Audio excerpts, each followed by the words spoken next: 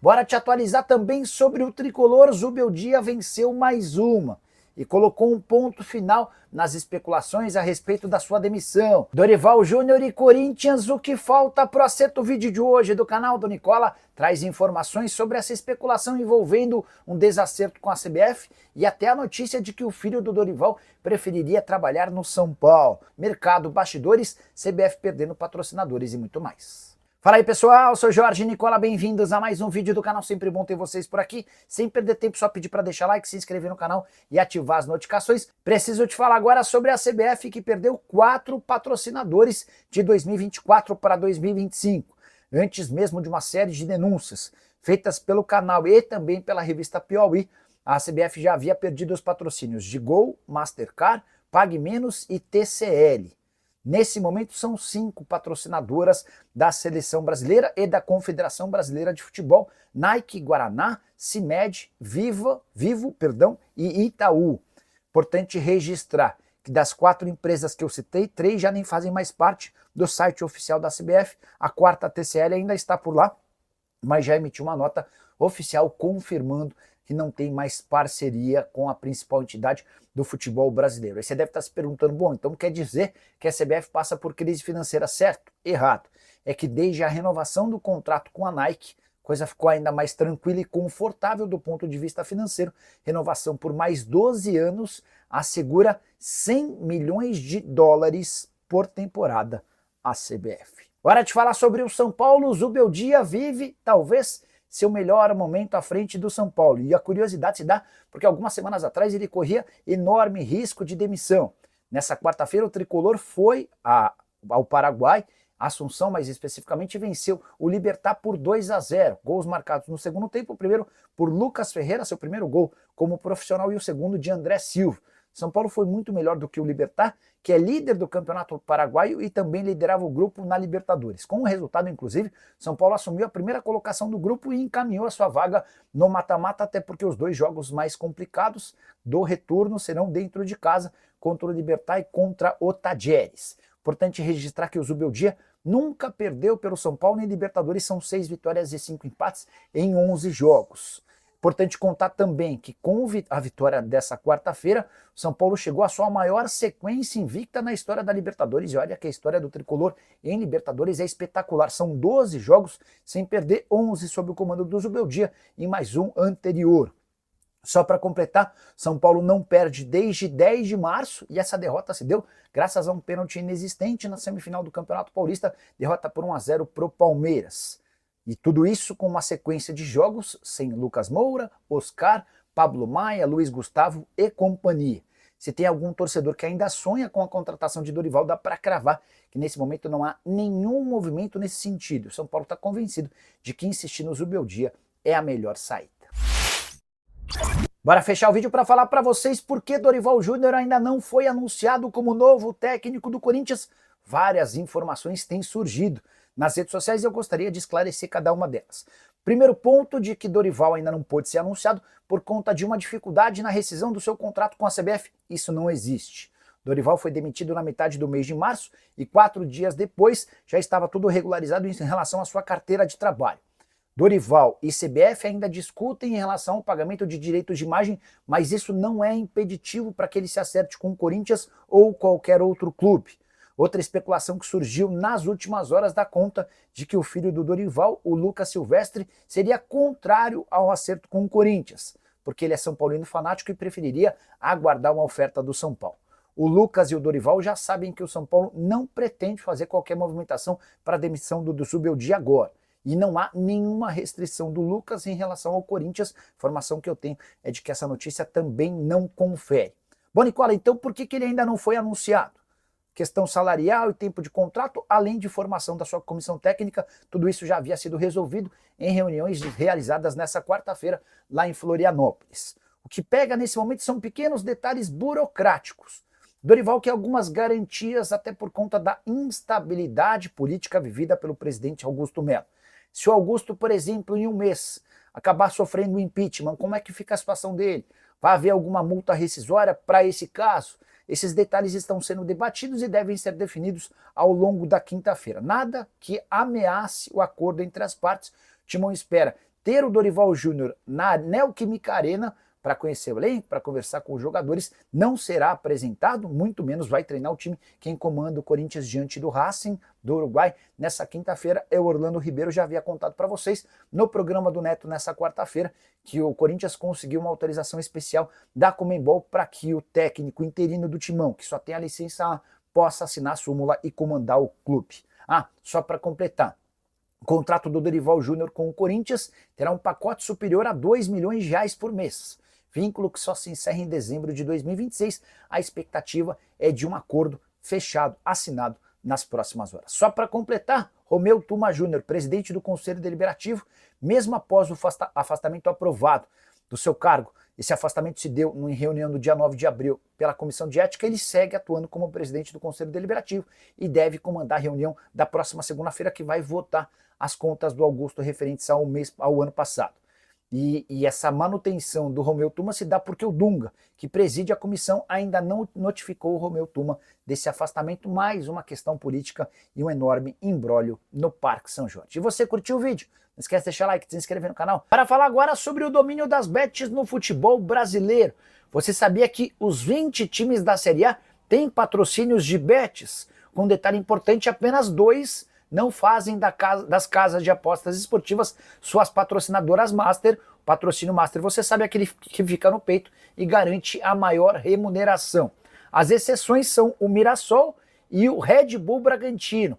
O Mirassol tem uma marca de bet na barra da camisa, enquanto o Bragantino tem uma marca de bet exposta nas mangas. Todos os demais clubes possuem patrocínios master de casas de apostas brasileiras e internacionais. E esse boom das bets está muito associado à capacidade de investimento dessas empresas. Elas são de longe as que mais pagam pela publicidade no futebol nacional. Só a título de comparação, quase todos os clubes quadriplicaram os valores dos seus patrocínios master a partir do momento em que passaram a ser patrocinados pelas bets. Hoje, os 4 clubes que mais recebem com casas de aposta são, pela ordem, o Flamengo, 115 milhões de reais, o Corinthians, 103 milhões de reais, valores anuais, o Palmeiras com 100 milhões de reais e o São Paulo na 4ª colocação com 78 milhões de reais. E o Thiago Mendes no São Paulo tem chance? Mário, eu tinha perguntado sobre o Thiago Mendes pro Paulo Pitombeira na segunda-feira. Hoje é terça, hoje é quarta. Na segunda de manhã, eu chamei o Paulo para falar sobre um outro assunto, sobre o Roger Guedes. Aí o Guedes, como é que tá a situação? Ele falou, Nicola, não vem, esquece, para metade do ano sem chance. Aí eu perguntei, mas e o Thiago Mendes? O que você vai fazer em relação ao Thiago? Deixa eu até ler a mensagem dele, porque aí vocês tiram as próprias conclusões, tá? Aí ele falou assim, ó, eu falei assim, quando você define o futuro do Thiago Mendes, quando o mercado abrir? Eu falei, não vai assinar antes? Vai preferir esperar? Ele falou, não vou assinar nada, a gente vai esperar o mercado abrir, tá? Mercado abrir, entenda-se, em algumas semanas. A partir de junho, os clubes brasileiros vão poder contratar naquela janela específica para o Super Mundial de Clubes. O contrato do Thiago Mendes está acabando lá no Al Rayyan e ele é uma possibilidade real no São Paulo, tá bom? Boa noite, tudo bem? Por que está demorando tanto o acordo do São Paulo com o Grego? Algum centroavante próximo, Jean? É até legal você perguntar, me dá chance de contextualizar. Ontem eu conversei longamente por telefone com uma pessoa de São Paulo. E a pessoa estava contando que esse é um processo que não vai acabar antes da metade do ano. Falei, mas por que tanta demora? Aí a pessoa falou, primeiro porque é um acordo inédito, nunca foi fechado no Brasil um acordo que envolva a categoria de base. Então, existe uma preocupação dos dois lados para que não se levante nenhuma dificuldade de aprovação, especialmente dentro do Conselho Deliberativo do São Paulo. Só para vocês entenderem o contexto. O São Paulo e o Marinacci precisam chegar a um acordo que demonstre claramente que é uma parceria para as categorias de base e que, em momento algum, está se criando um novo clube, ou algo do gênero, tá? E aí, todos os detalhes e operações, acordos e bastidores precisam ser ajustados, também pensando na aprovação do Conselho Deliberativo depois dos sócios do São Paulo. Então, isso demanda tempo, mas a convicção de que o acordo será sacramentado muito em breve entre São Paulo e Evangelos Marinacci. Nicola, boa noite. Agora resta pegar um terço e rezar para o Zubeldia ir bem no São Paulo até o final do ano, que ele utilize o Rian e a pressão diminui contra ele. Rodrigo, eu percebi que a partir do momento em que ele passou a investir no Alves e no Ferreira, não o Ferreira que já estava, o Lucas Ferreira, eu comecei a sentir aqui na live, a live é o meu grande termômetro de torcedores, né? Que não que a avaliação melhorou, mas que já tem mais torcedor do São Paulo simpático à permanência do Zubeldia, né? Imagino que o Rian, concordo com você, acho que o Rian pode ser essa tacada para aquele deslanche, mas os números mostram que o Zubeldia não gosta mesmo do Rian. Eu já havia até contado para você, baseado no que eu ouvi de uma pessoa próxima do Zubeldia, que há uma interpretação do Zubeldia em relação ao Rian de que não é um centroavante para ser muito utilizado. Ele acha que o Rian é baixo, ele acha que o Rian não tem força física, enfim, que participa pouco do jogo, tem movimentações erradas para um centroavante. O Zubeldia não gosta do atacante da base do São Paulo. Mas, até em cima dessa sua mensagem, o importante vem aqui, o São Paulo não chegou a fazer proposta oficial ao Dorival Júnior. O São Paulo conversou com o Dorival, o São Paulo quis entender as condições para uma eventual contratação do Dorival. E percebeu que o pacote Dorival custaria, no mínimo, R$2 milhões por mês. O Dorival estava pedindo mais do que isso. Mas com choro, com negociação, o São Paulo talvez conseguisse contratar o Dorival e seus auxiliares por R$2 milhões mensais. Tá? Aí, o presidente Júlio Casares começou a fazer conta. Vale a lembrança de que o São Paulo fechou com quase R$300 milhões de prejuízo no ano passado e que o São Paulo bateu perto de R$1 bilhão de dívida. E que hoje o São Paulo já está acima dos custos permitidos pelo FIDIC. O Departamento de Futebol do São Paulo fechou o primeiro trimestre com R$25 milhões acima do que estava previsto.